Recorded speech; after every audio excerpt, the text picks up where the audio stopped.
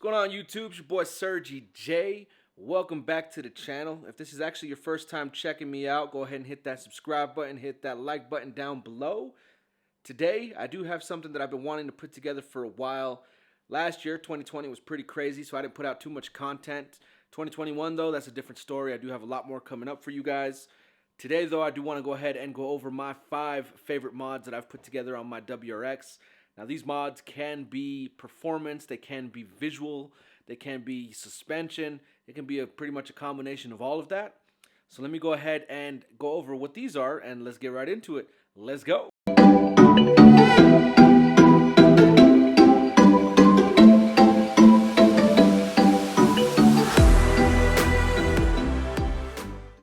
Now, I hope you enjoyed that new intro, something I did put together a little different than what my previous videos have looked like. But let's go ahead and let's get it, and we'll start off with number 1. Now, number 1, a lot of you guys are going to go ahead and look at me, watch this video, should I say, and think I'm, crazy for putting this at pretty much my first position. Now, again, these I will tell you, though, are not, the top 5 as I list them are not going to be in order of what I feel is my favorite mod. Just pretty much what, is coming to mind as I go over this. So my number 1 mod that I've put together was actually, I want to say probably one of my first mods that I ever added to this car since I got it. It was actually, believe it or not, my Fumoto oil change valve.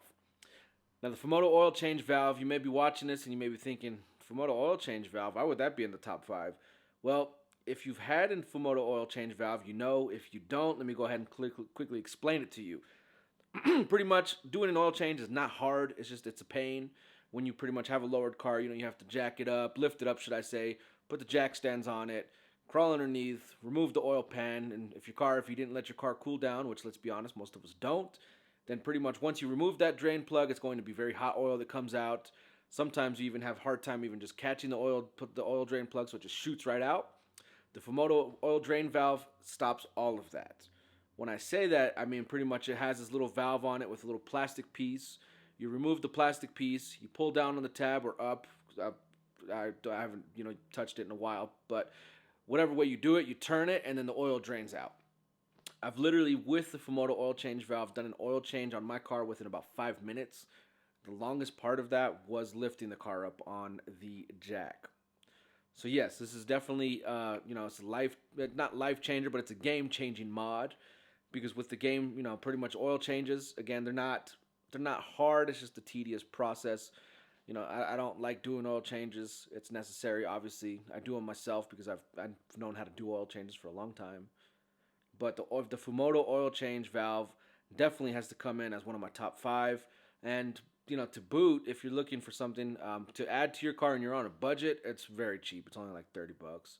It might even be less than that. I'll go ahead and I'll throw links in the description for everything that I've talked about today. But that's number 1 on my list is the Fumoto oil drain valve. Now, number 2 is something that I've wanted for a very long time. I was finally able to get them last year before the pandemic hit, and that has to be my work D9R wheels. They're an 18 by 9.5 with, I want to say, a 38 offset. I may be wrong on that. Don't quote me, but I believe that's what they are. Again, link in the description.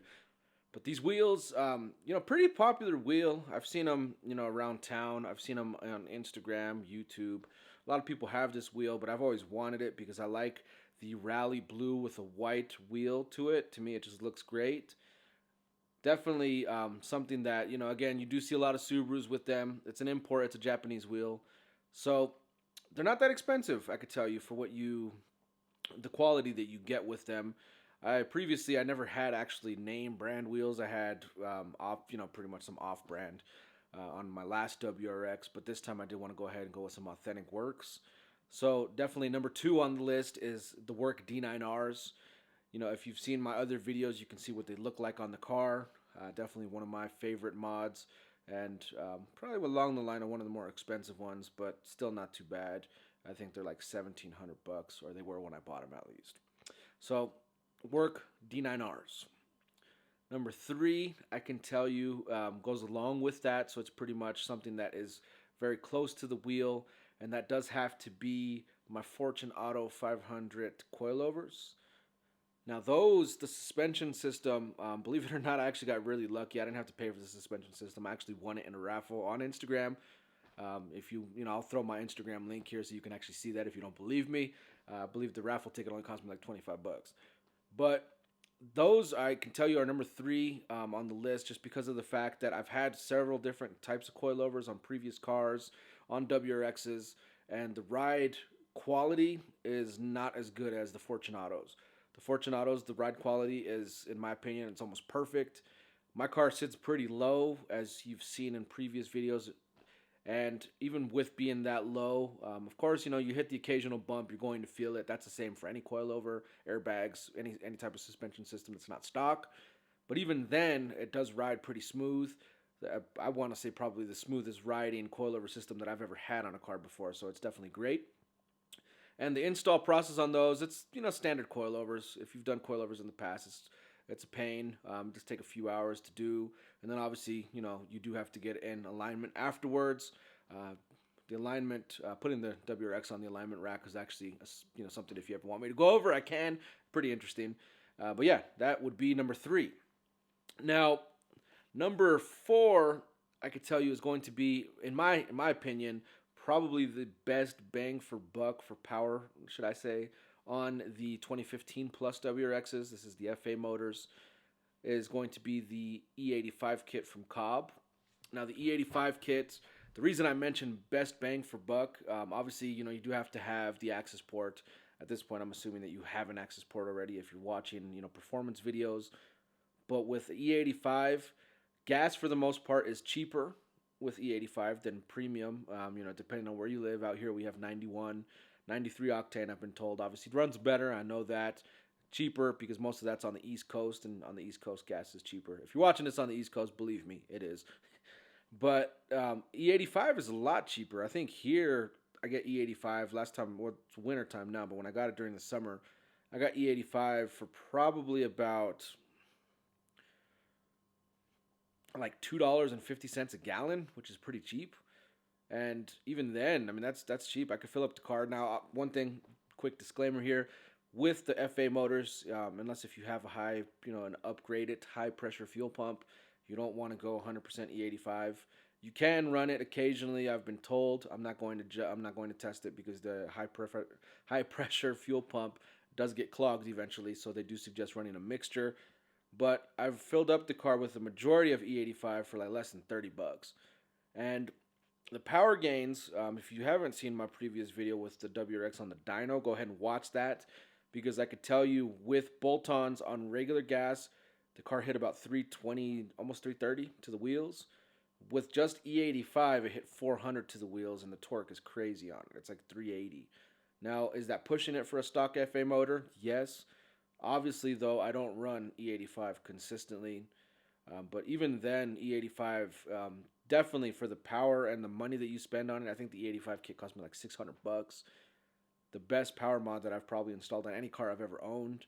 I've done upgraded turbos on previous cars and things like that. Now, obviously, when you go upgraded turbo, it's a much longer list of mods that you have to do for support. E85, you can just run E85 with just the Accessport, and you're over 300 guaranteed. Now, of course, you do have to get a Pro Tune or an E-Tune, whatever you prefer. Pro Tunes, I will tell you, Snail Performance, the way to go. I'll go ahead and I'll throw them in here as I always do, because definitely my favorite tuner. Whatever tuner you prefer to go to, though, can hook you up.